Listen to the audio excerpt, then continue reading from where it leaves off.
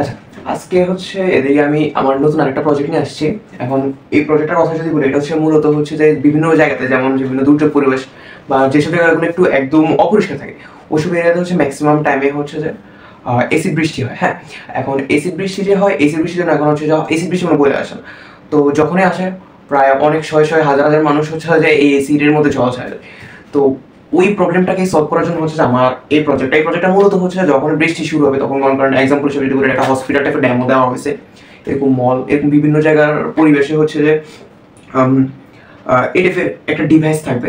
তো ডিভাইসটার কাজটা কি হবে, যখন এসিড বৃষ্টি হবে তখন হচ্ছে যে এটা একটা সিগন্যাল দিবে, যে সিগন্যাল দিয়ে বলবে যে কেউ বাইরে যেতে না যায়, যাওয়ার আগ পর্যন্ত কিছু সময় ওয়েট করতে। এর ভিতরে হচ্ছে এটা টেস্ট আউট করবে যে বৃষ্টির মধ্যে এসিড আছে কিনা। হ্যাঁ, আর যদি এসিড থাকে তখন সেটা সিগন্যাল দিয়ে বলবে যে যে বৃষ্টির মধ্যে কোনো এসিড নাই, আর এসিড না থাকলে হচ্ছে আসলে ফ্রি টু গো।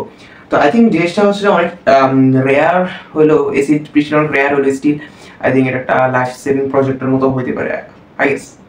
তো একটু দেখি প্রজেক্টটা কেমন। প্রজেক্টটা এখানে হচ্ছে যদি দেখি আমি, এদিকে বলতেছে যে এই পার্টটাতে যদি বলি, এখানে বলতেছে যে নো রেইন ডিটেক্টেড, মানে রাইট নাও হচ্ছে যে কোনো রেইন বা কোনো বৃষ্টি হচ্ছে না।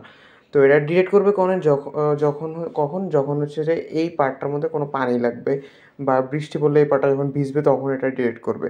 তো যেমন এখন যদি শর্টলি আমি একটু পানি লাগিয়ে দেখাই,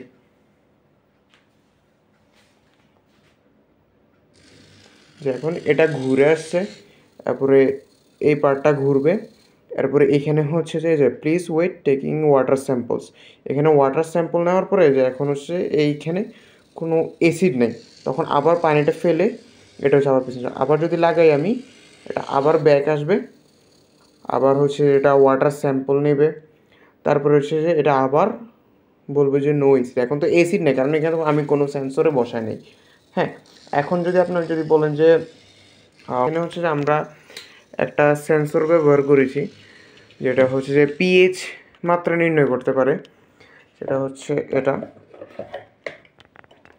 তো এটা হচ্ছে একটা পিএইচ মিটার ডিটেক্টর, কিন্তু এখানে যে পরিমাণ এই যে এখানে এই যে নিচের যে পার্টটা, এই পার্টের মধ্যে যে পরিমাণ হচ্ছে যে পানি যাবে বা যে পানিটা যাবে, সেটা হচ্ছে যে যদি হচ্ছে যে এর পিএইচ মিটার যদি 7 বা এর উপরে থাকে তখন সেটা হচ্ছে মানুষের গায়ে লাগলে বা শরীরে স্পর্শ করার সমস্যা নেই। বাট যদি 3 বা 3.5-এর নিচে হয় তখন ক্ষতি হওয়ার পসিবিলিটি সবচেয়ে বেশি থাকে।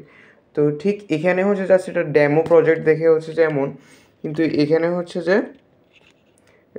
এই যে এখানে যে কৌটাটা যদি আবার ভিজানো, আচ্ছা আমার হাত আবার আচ্ছা এখানে যে কৌটাটা সেটা যদি হচ্ছে আরেকটু বড় হয় তাহলে হচ্ছে এটা এখানে রেখে পিএইচটা মাপা যাবে। এইভাবে হচ্ছে যে আমাদের এই পিএইচ মিটারস প্রজেক্টটা কাজ করতেছে, যেখানে হচ্ছে যে আমরা যতটুকু সম্ভব বোঝানোর চেষ্টা করেছি যে এই প্রজেক্ট দিয়ে হচ্ছে যে এসিড বৃষ্টি থেকে মানুষকে বাঁচানো যায়।